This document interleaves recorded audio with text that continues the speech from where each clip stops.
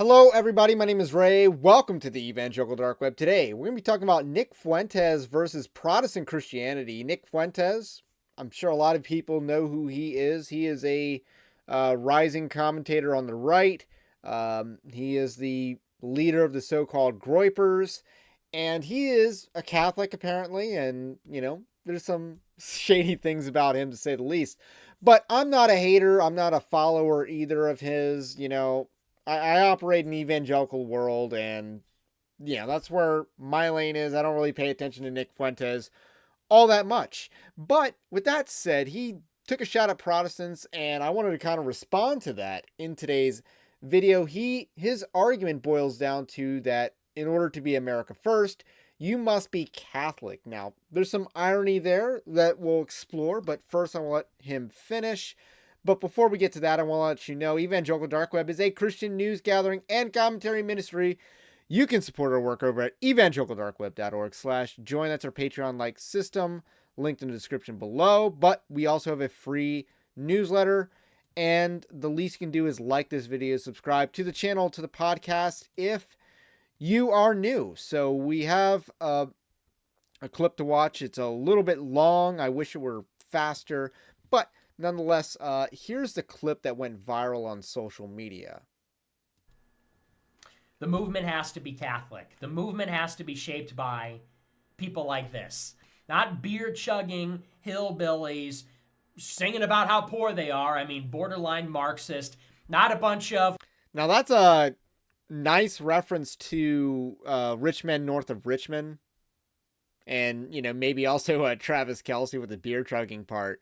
But... yeah, I would agree with him insofar as, rich men north of Richmond, Christopher Lunsford or Oliver Anthony, was a pretty fake individual. So I would agree with him on that part. Smarmy, too clever for their own good, tranny-loving Jews from New York City who are infatuated with the left and fucking pederasty. It has to be Catholic. And, a lot of people say, well, but America's a Protestant country. Yeah, exactly. I don't think you even need to answer that. People say, but Nick, you say you're America first. America's a Protestant country. Exactly. America, France were the beginning of the end for the whole project. They say, but America's liberal and Protestant. And look at what it's become.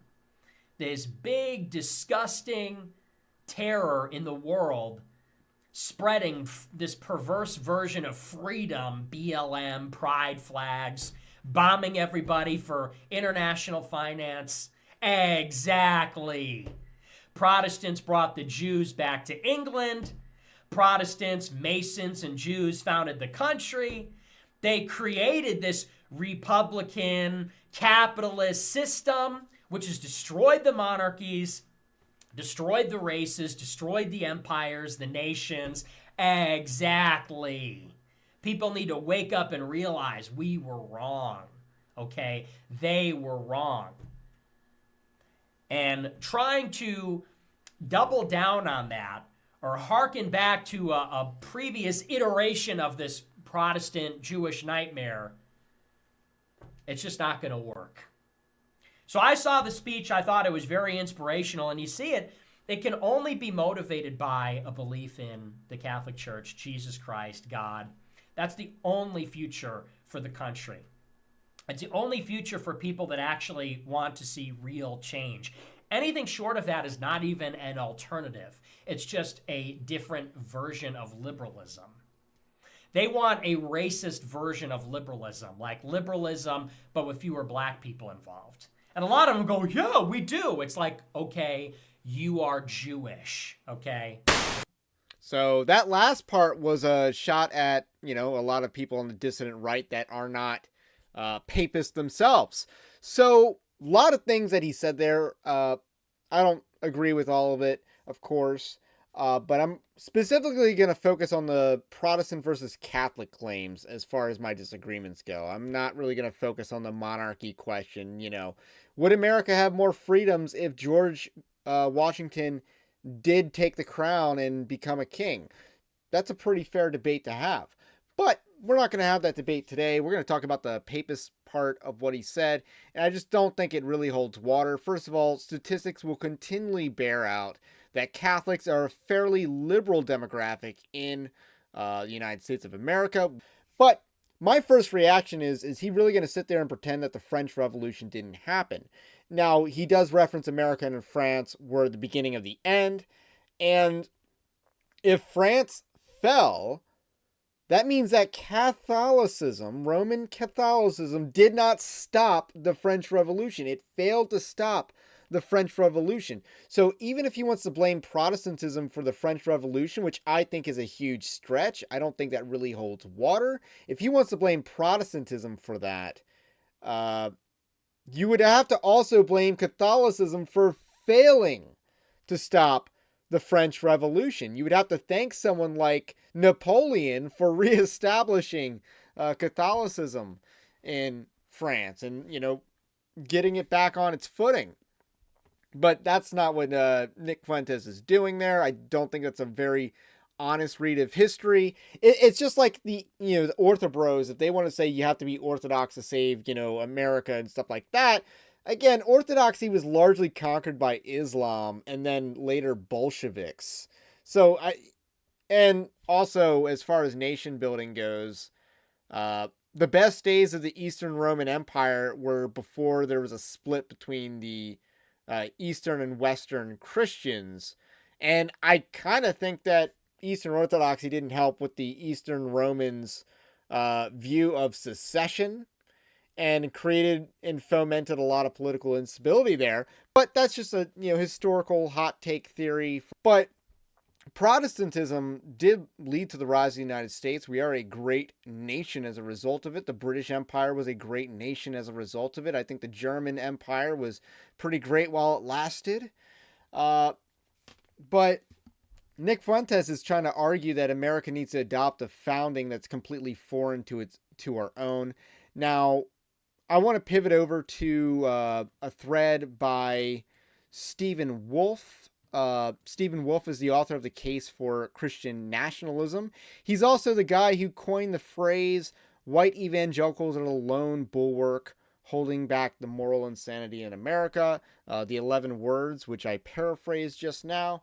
And he says, imagine thinking that America first is submitting your conscience to the head of a tiny foreign state, referring to the Vatican, not Israel this time. And he continues and he says, go ahead and submit your mind to the dictates of the head of the Vatican state, but you can't call that America first. There's nothing American in that. The irony is that these people are more beholden to a foreign state, the Vatican, than the Jews are to Israel, because the man in the Vatican claims the power to bind your conscience far worse. Imagine thinking young guys who are like America first, all the way to the arms of a foreign head of state who then directly commands their conscience. Sorry, guys, that's neither America first or American. You've only joined a minority group that's historically tolerated by America. So that was Stephen Wolfe, and I kind of want to tag along and say and talk about the irony here. And the irony is that the Catholics, the papists, are very, what's the way to put it, not based when it comes to foreign religions anymore. Have you ever read Vatican II, Nick Fuentes? Have you ever read Vatican II? It's quasi-universalism. And it apologizes to the Jews. So I don't know how you can be a Groyper and a papist at the same time, because there's a huge contradiction there. Now, I recognize that evangelical Protestantism has been largely infiltrated by Zionists and funded by Zionists, and that has been a corrupting influence for the last 100+ years. I recognize that. I own it, and I'm trying to fight that influence myself. But the papists, they went Vatican II, which not only opens the doors to, Jews and Christians worshiping the same God, but also Christians and Buddhists.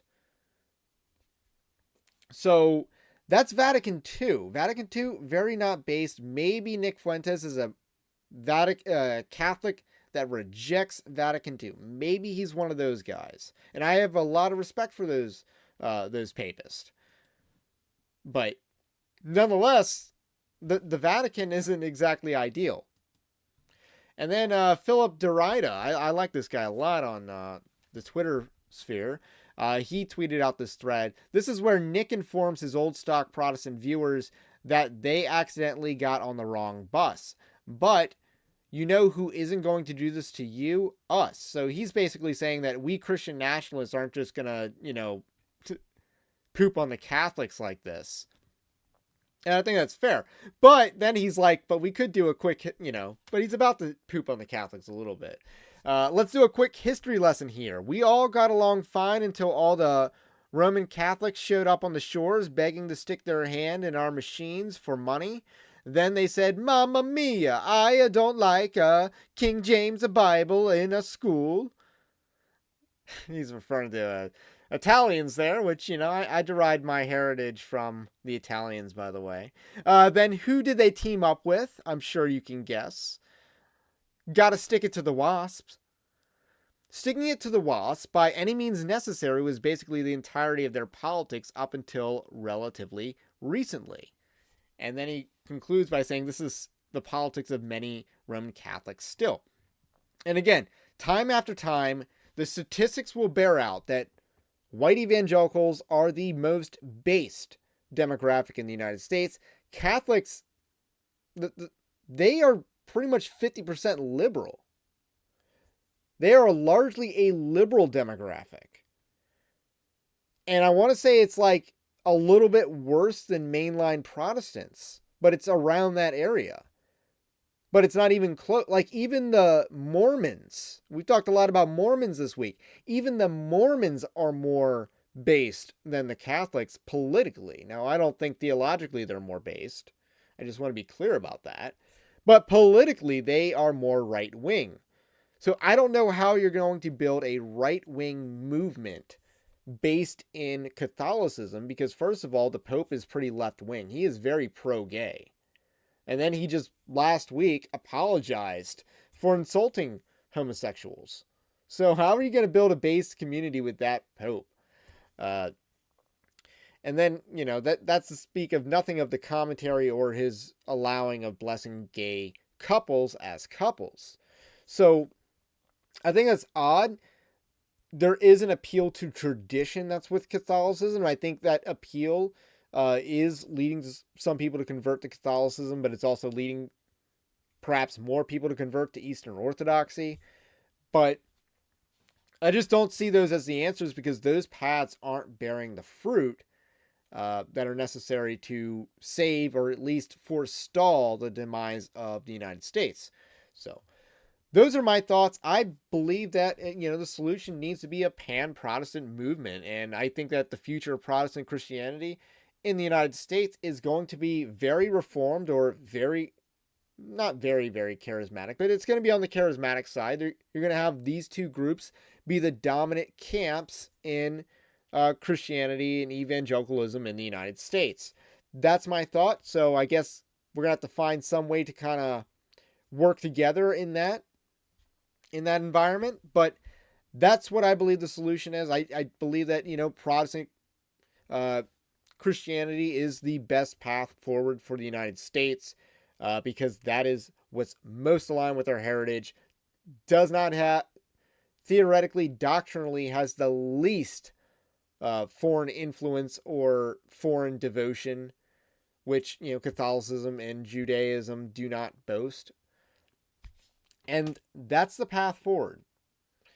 So that's what I got to say about that for now. My name is Ray. This is the Evangelical Dark Web. If you like this kind of content, subscribe to the channel, to podcast if you are new. That's the least you can do. Until then, let me know what you think about what I think. Stay based, Christ is King, and we will catch you on the next one.